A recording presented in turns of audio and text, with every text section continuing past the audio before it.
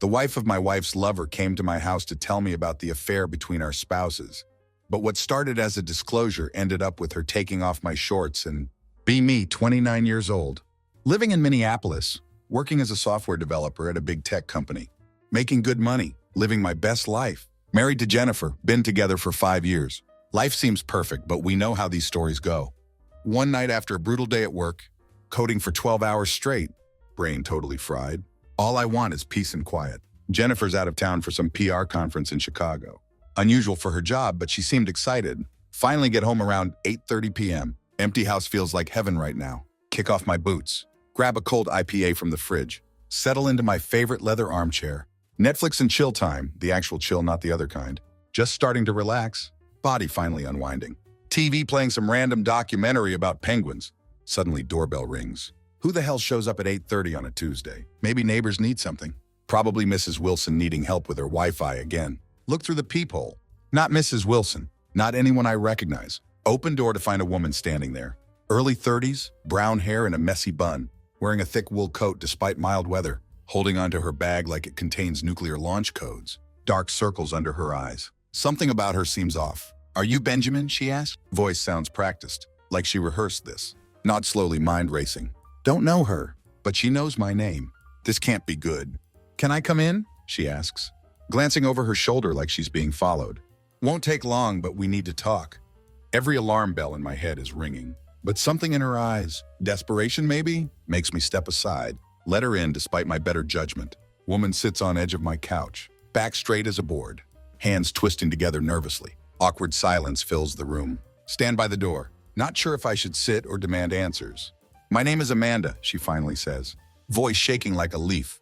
I know my husband has been having an affair. Words hit me like a truck. Try to respond, but she's already reaching into her bag. Pulls out her phone with trembling fingers. Turns it toward me. I'm sorry, she whispers. Actually sounds like she means it. Look at her phone screen. Feel like someone just punched me in the gut. Video playing shows a dimly lit bar. 2 people sitting way too close. Laughing and touching. Guy in a navy suit I don't recognize. But the woman, it's Jennifer. My Jennifer. Floor feels like it's dropping out from under me. Chest tightens up. Face getting hot. Not anger yet. Just pure confusion and disbelief.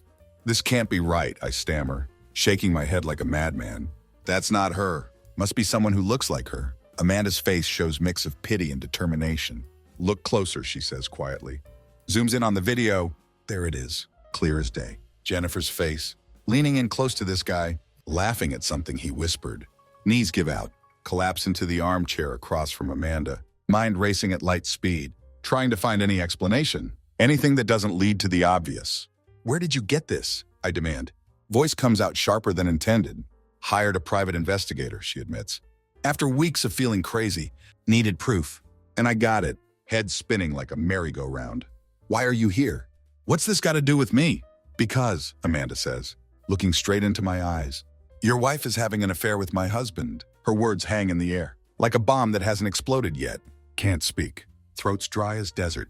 Chest feels like it's in a vice, she continues apologetically. I debated coming here. Don't know you. Don't want to make your life worse. But you deserve to know. Stare at her. Mine's a tornado of emotions. Betrayal. Anger. Disbelief. Want to tell her to leave. To take her video and get out. Instead, hear myself asking, why should I believe you? Amanda reaches into her bag again. Pulls out small manila envelope. Slides it across my coffee table. Because I have more, she says simply. Don't touch the envelope yet. Instead, study her face. Looking for any sign this is a cruel joke. A mix-up. Anything but what it seems. But Amanda doesn't flinch under my stare. Just keeps looking at me with those tired eyes. You haven't told your husband yet, I say. Not really a question. More like testing her reaction. Amanda stiffens slightly, hands twisting in her lap again. No, she whispers. Not yet. Wanted to be sure what I was dealing with first. And what exactly are you dealing with? I ask. Voice comes out like ice. Her eyes flash with something fierce. Something raw. A liar, she spits out. A cheat. Someone who thought I wouldn't notice. Who thought I'd just accept his excuses. Brush everything under the rug. Nod slowly. Her words hit too close to home. Reach for the envelope again. Fingers just barely touch it. Still can't bring myself to open it. Lean forward instead. Elbows on my knees. Voice drops low. So what's your plan? What are you going to do when you confront him? She hesitates. bites her lip. Eyes keep darting to that envelope. I don't know yet, she admits. Want to confront him? Throw all of this in his face. Watch him squirm. But I also pauses for a moment. I want him to feel it. The betrayal, the humiliation. I want him to hurt. Her words hang in the air. Feel my own anger bubbling up, like a quiet storm about to break. Revenge, I say.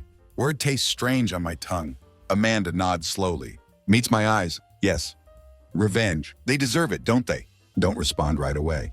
Not sure what I'm feeling, or if I even want to feel it. Then remember Jennifer's smile in that video. So carefree, so unburdened, like she hadn't just destroyed everything we built. Hands clench into fists. They do, I say. Voice steady as steel, but we have to be smart about it. Her eyebrows lift in surprise. Smart? If you just confront him outright, I explain, he'll deny it. They both will. They'll spin some story, make you look crazy, and in the end, you're the one left picking up the pieces. No, I continue, mind already racing with possibilities. If we're going to do this, we need a plan. Amanda tilts her head, curiosity mixing with something darker in her eyes. A plan? Yes, I say firmly. Something that doesn't just expose them, but leaves them with nowhere to hide. She sits back, arms crossed, studies me carefully. And how do you propose we do that? Pause for a moment, weight of what I'm about to suggest sinking in. First, I say carefully, you gather your evidence. Not just this, gesture to the envelope, but more messages, photos, dates, anything that proves they've been doing this behind our backs. Amanda nods slowly, taking it all in. And then, she asks. Then, I continue. We hit them where it hurts, publicly if necessary. If they want to play with fire, we'll burn their little fantasy world to the ground. Her lips twitch into faint smile. No humor in it, though. I didn't expect this from you, Benjamin. What did you expect? I ask, trace of bitterness in my voice.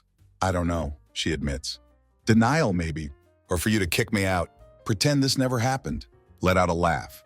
Short and sharp, more bitter than anything else. Believe me, I wish I could, but denial won't fix this, and pretending won't make it go away.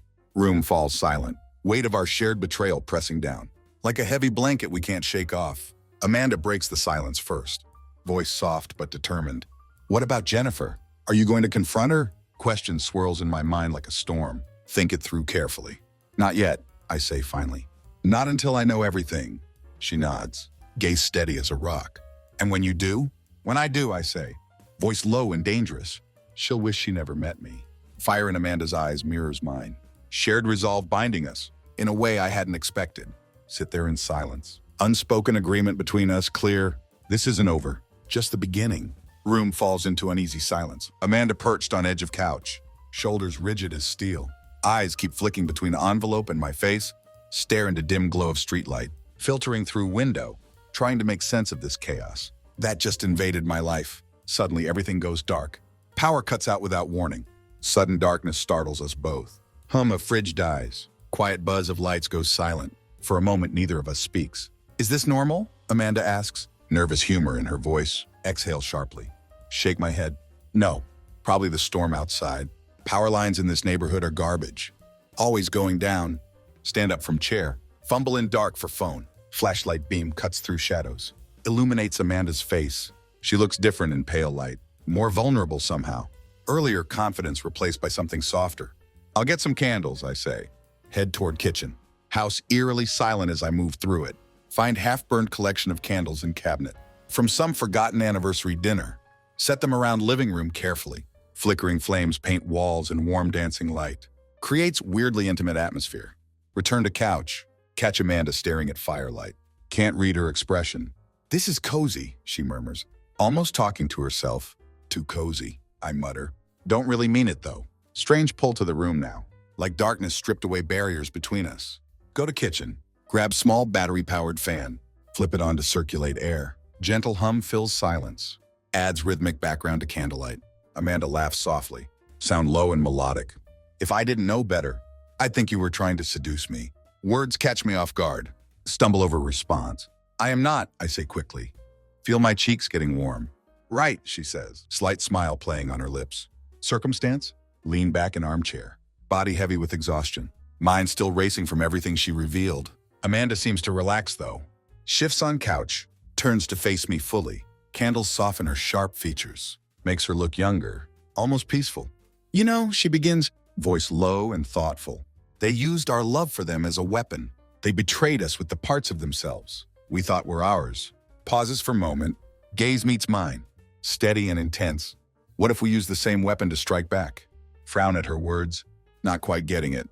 What are you talking about? Amanda leans forward. Movements slow and deliberate. Think about it, Benjamin. What would hurt them the most? What would make them really feel the sting of what they've done to us? Shake my head. Her words tugging at something primal.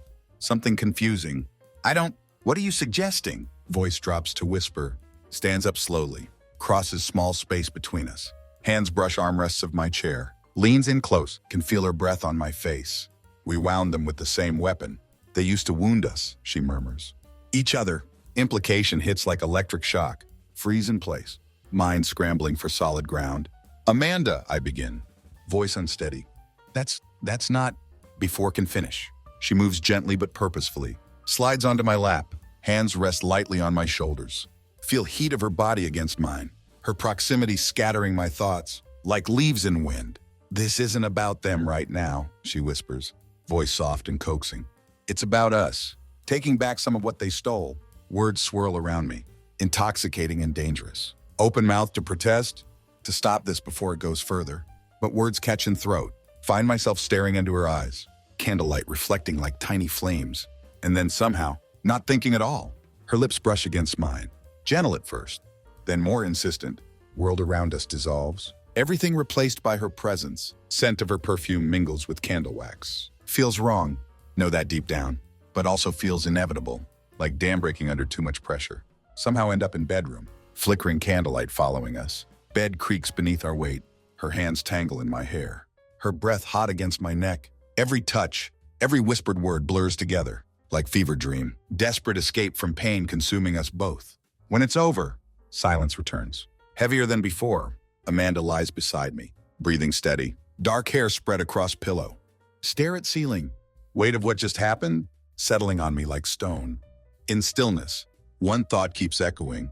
What have I done? Sunlight streams through blinds, cuts room into golden strips. Faint scent of candle wax lingers, mixed with her lavender perfume. Head throbbing, not from alcohol, from weight of everything that happened. Amanda still asleep beside me. Dark hair fanned across pillow, breathing soft and steady.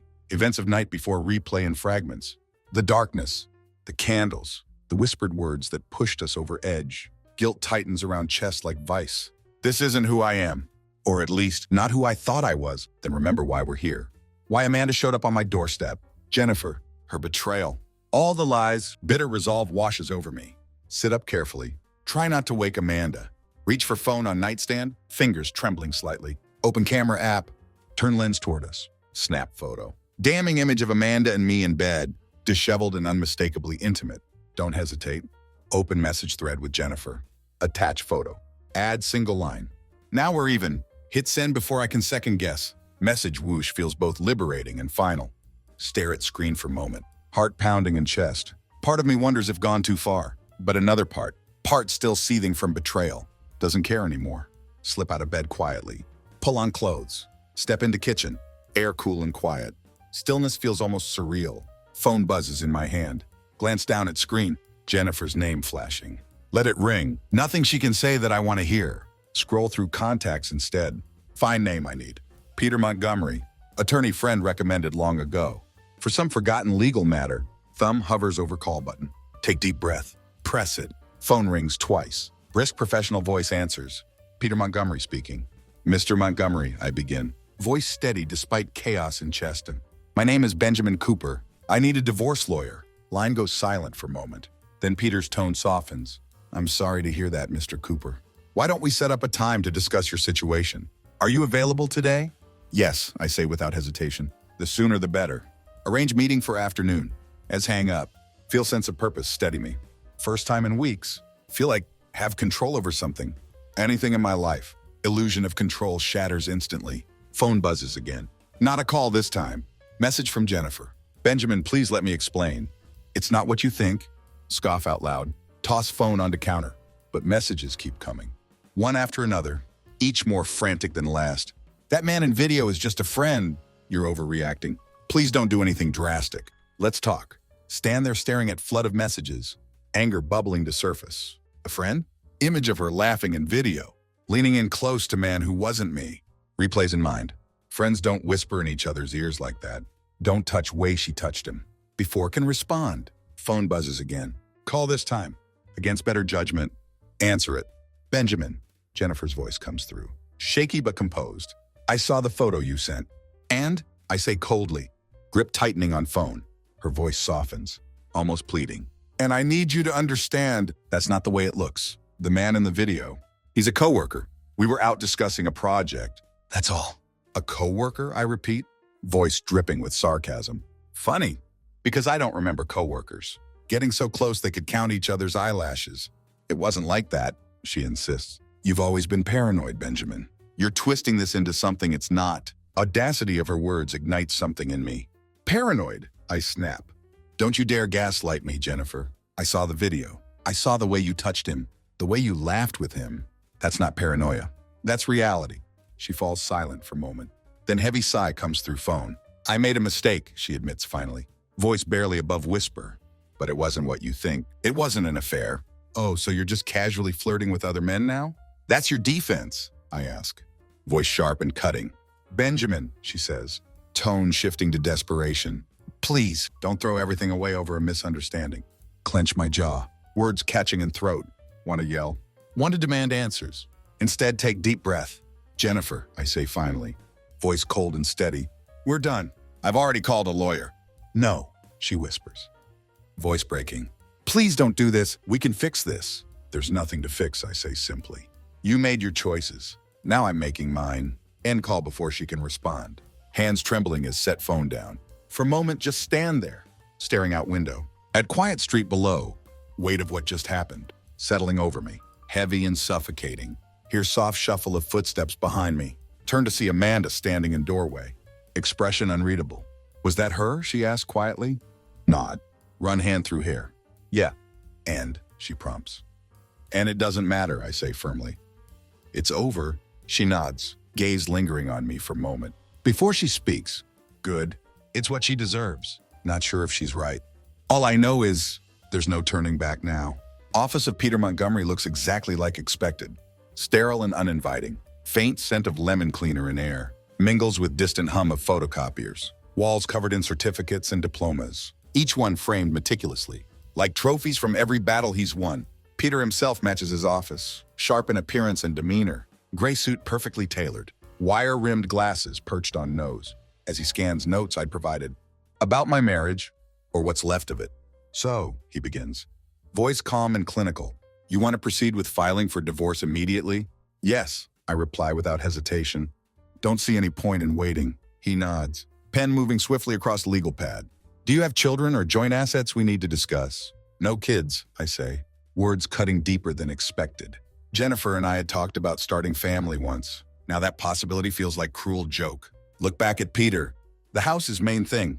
I want to keep it. Peter looks up, eyes assessing me carefully. You're certain about that? Often a clean break is easier. I'm sure, I say firmly. It's mine. I paid for it. I maintained it. Not letting her take it from me. Understood, he says, jotting down more notes. Given the circumstances, her infidelity, you have strong case for maintaining ownership. We'll include that in filing. Spend next hour going through every detail, every potential problem. Peter's efficiency both comforting and unnerving, like he's already seen how this plays out. By time leave his office. Divorce process officially underway. Weight of that knowledge should be crushing. Instead feels like step forward, pull into driveway of my home. Notice eerie stillness immediately. Blinds all drawn. No lights inside. Step through door. Heart sinks as realize. House is empty. Furniture still there. But all little touches that made it feel lived in. Gone. Jennifer's shoes by door. Her coat on rack. Framed photos from mantle. All vanished. Move through house and days. Silence pressing against ears. Her absence everywhere. Like ghosts that won't go away. Tell myself it's for best. This emptiness is temporary. Clean slate waiting to be filled. Hours pass. Settle into quiet. Nursing glass of whiskey. Staring out window. Night falls heavy and cold. Then knock comes. Freeze. Grip tightening around glass. Don't need to check peephole. Know who it is. Set glass down. Open door. Jennifer standing on porch. Face pale. Eyes rimmed red with unshed tears. wearing dress from that damned video. Sight of her makes chest tight, but force myself to stay composed. Benjamin, she whispers, voice breaking. Please. What do you want, Jennifer? I ask. Tone completely flat. She flinches, like indifference in my voice. Hurts more than any anger would have. I want to talk, to explain. Please just let me in. There's nothing left to explain, I say. Leaning against door frame, I filed for divorce today. Her hand flies to mouth. Gasp escapes her lips. No, she says, shaking head frantically. No, you can't just end it like this. We've been through too much. You ended it, Jennifer, I snap. Anger finally bubbling over. You ended it the moment you decided I wasn't enough. The moment you lied to my face and thought I wouldn't notice. Tears stream down her face. Steps closer. Reaches for me. It wasn't like that, she pleads. I wasn't thinking straight. It was just a distraction. A stupid mistake. A mistake? I laugh bitterly. Shaking my head. You think I'm stupid, don't you? That I'd actually believe it was just a mistake. She opens mouth to respond, but cut her off. Pull out phone. Open photo of Amanda and me in bed. Turn screen toward her. Keep hands steady despite turmoil inside. Here's my mistake, I say coldly. Now we're even. Jennifer's eyes widen. Stares at screen.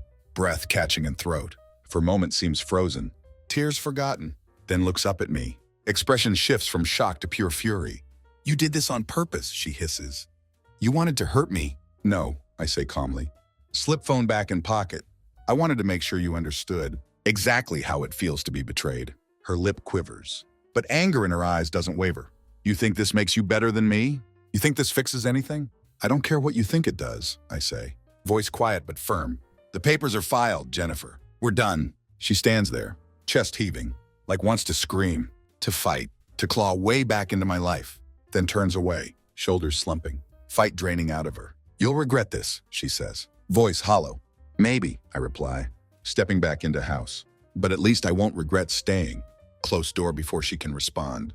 Sound of latch clicking into place, echoes through silent house. For first time in what feels like forever. Feel sense of finality. Not closure, not yet, but its start. Next morning feels heavier than most. House still quiet, still empty. Every corner carries echo of life I'm trying to leave behind. Coffee tastes bitter, even with sugar stirred in out of habit. Not sure if it's taste or weight of everything that happened.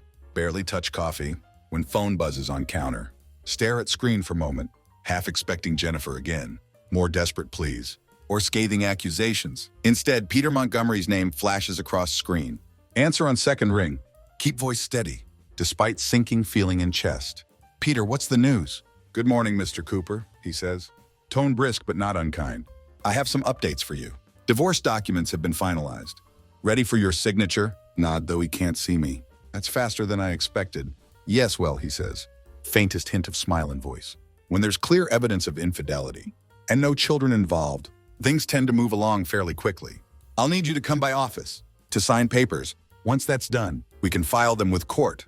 Process will officially be underway. Strange mix of relief and dread settles over me. It's happening. Ties binding me to Jennifer. Finally being severed, yet finality of it all looms like storm cloud. When can I come in? I ask. Today if you're available, Peter replies. Sooner we get this submitted, sooner you can move forward. Glance at clock. Barely 9 a.m. I'll be there by noon. Good, Peter says, then pauses. And Mr. Cooper? Yes? This is tough step, but it's right one, he says, voice softer now. I've seen a lot of cases like yours, can tell you with certainty. Things will get better. Not sure if believe him, but appreciate sentiment. Thanks, Peter. I'll see you soon. Hang up, stare at phone for a moment. Weight of his words sinking in. This is it. Beginning of end. Or maybe beginning of something new. Either way, no turning back. Finish coffee in silence. Bitterness less noticeable now. Go to get ready. By time step outdoor. Strange sense of resolve takes root in chest. Moving forward, no matter how uncertain path ahead might be. Peter Montgomery's office efficient as man himself. Walls adorned with muted tones. Shelves lined with law books. Look untouched, but probably read cover to cover. Air filled with faint scent of polished wood and coffee creates atmosphere of cold precision. Peter greets me with firm handshake. Ushers me into office. Motions to sit. Neat stack of papers on his desk. Sight of them makes stomach churn. These aren't just documents. They're tangible end of my marriage. Thank you for coming in, Mr. Cooper. Peter begins. Slides stacked toward me. These are finalized divorce documents. Once you sign them, We'll file them with court. From there, process should proceed smoothly. Nod slowly, gaze dropping to papers. Weight of them feels heavier than should, but don't flinch. Before I sign, I say, looking up, want to make sure that all property is claimed in my name. Peter's expression doesn't change, but there's slight shift in posture, flicker of professional curiosity. You want to claim full ownership of the marital assets? Yes, I say firmly. The house, the car, any savings accounts, everything. She's one who broke this marriage, not me. He leans back in chair, fingers steepled, regards me carefully. It's not impossible, he says, after moment. Infidelity is a strong factor in these cases, especially if we can present compelling evidence. However, court often aims for equitable distribution. If Jennifer contests, could become drawn-out battle. Clench my jaw. I don't care how long it takes. Not going to let her walk away with half of what I worked for. She doesn't deserve it. Peter nods, jotting notes on yellow legal pad.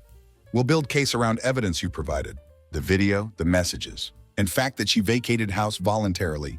That works in your favor. If she has no desire to return to property, court may be inclined to award it to you. What about the car? I ask. It's in both our names. We can argue vehicle is necessary for you to maintain your livelihood, especially if she has access to alternative transportation, he replies, pen never pausing. As for savings accounts, we need full financial disclosure from both parties. If she's been hiding assets or spending money on this affair, it will strengthen your case. Mention of hidden assets makes stomach turn. Had Jennifer been siphoning away money for her secret life? Thought hadn't crossed mind until now, but seems entirely possible. What about debts? I ask. Voice tight with tension. Peter looks up, gaze steady as rock. If there are any shared debts, we'll argue they were accrued, primarily for benefit of household. If we can prove her actions led to unnecessary expenses, such as spending on a fare, you may not be held responsible for those liabilities. Nod slowly, grim satisfaction settling over me. Do it, whatever it takes. Make sure she doesn't get dime, more than she's entitled to. Peter leans forward, tone careful but firm. I'll do everything I can, Mr. Cooper, but be prepared. If she contests, this could become messy. Are you ready for that? Think about it. Image of Jennifer standing on porch last night flashes through mind. Her tears, her pleas? No, they were hollow. Will morph into anger and defiance. As soon as she realizes what I'm fighting for, I'm ready, I say finally. This is my life, not letting her destroy any more of it. Peter nods. Satisfied with my resolve, slides papers toward me again, this time with pen clipped to corner. Sign here, here, and here, he says, pointing to highlighted sections. This will initiate process. I'll handle rest. Pick up pen, hand steady as sign name. On dotted lines, each stroke of pen feels like carving piece of old life away, but also feels like step toward reclaiming my future. When finished, Peter takes papers, places them into folder. Movements precise and deliberate. We'll file these today, he says, standing and offering hand. Expect to hear from me soon. Regarding next steps, shake his hand firmly, weight of meeting pressing against chest. As leave office, divorce no longer just idea. It's reality, and I'm determined to come out of it. With my dignity and life intact, Jennifer might have broken my trust, but she isn't going to take everything I've built, not without fight. Week after signing papers, phone buzzes again. Peter's name lighting up screen. Answer immediately. Brace myself for whatever news coming. Mr. Cooper, he begins. Voice measured but slightly more urgent than usual. We've received confirmation from court. Trial date has been set. That's faster than I expected, I reply. Start pacing across living room. It's expedited due to nature of evidence we provided, Peter explains. Court prioritizes cases with substantial evidence of misconduct. And in this instance, we have more than enough. Stop pacing. Grip phone tighter. What are we looking at, Peter? What's our likelihood of success? He pauses briefly, like considering how to phrase response. The evidence you've gathered, the video, the messages, the testimony regarding her abandonment of home paints compelling picture. If presented effectively, it significantly favors you. Barring any unforeseen developments, I'd say your chances of success are strong. Wave of relief washes over me, though tinged with lingering tension. And Jennifer? I ask. Has she indicated how she plans to respond? She's contesting, Peter says. But her counter-arguments seem weak. Her lawyer claims affair was non-physical and insists she contributed equally to marital assets. However, burden of proof lies on her to demonstrate those claims, and we've prepared to dismantle them. When's the trial? I ask, cutting to chase. It's been scheduled for next Monday, Peter says, bit sooner than anticipated. We'll need to finalize our strategy over next few days, but given evidence, I'm confident we're prepared. Let's make sure we are, I reply firmly, not taking any chances. Trial day comes faster than expected. Courtroom blend of muted tones, wood-paneled walls radiating gravitas, matches tension in air. Jennifer sits across room, posture stiff as board, eyes avoiding mine. Her lawyer, skinny guy in expensive suit, whispers something to her, makes her nod faintly. She looks different, defensive, almost cornered. Peter leans toward me, voice low and steady. Stay composed. Evidence will speak for itself. When judge enters, room falls silent. What follows is whirlwind of testimonies, evidence submissions, legal arguments. Peter presents video first. Grainy footage of Jennifer and her coworker leaves no room for ambiguity. Follows it with screenshots of messages I discovered.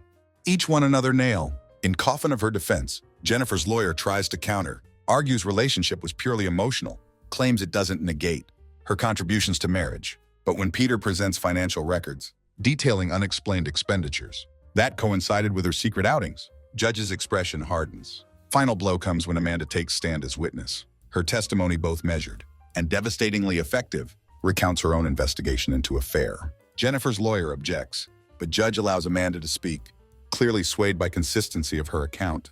When my turn to speak, keep my composure. Recount deterioration of our marriage and betrayal that followed.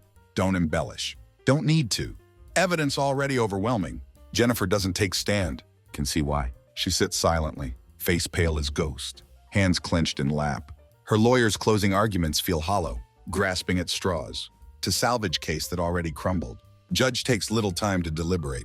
When returns, decision is clear. Divorce granted in my favor. House, car, and majority of joint assets awarded to me. Jennifer left with what she brought into marriage, which wasn't much. As gavel strikes, signaling end of trial, feel wave of emotions, relief, vindication, and odd sense of emptiness. This was what I fought for, what I wanted, but doesn't feel like victory. Feels like survival. As leave courtroom, Peter claps me on shoulder. You did well, he says.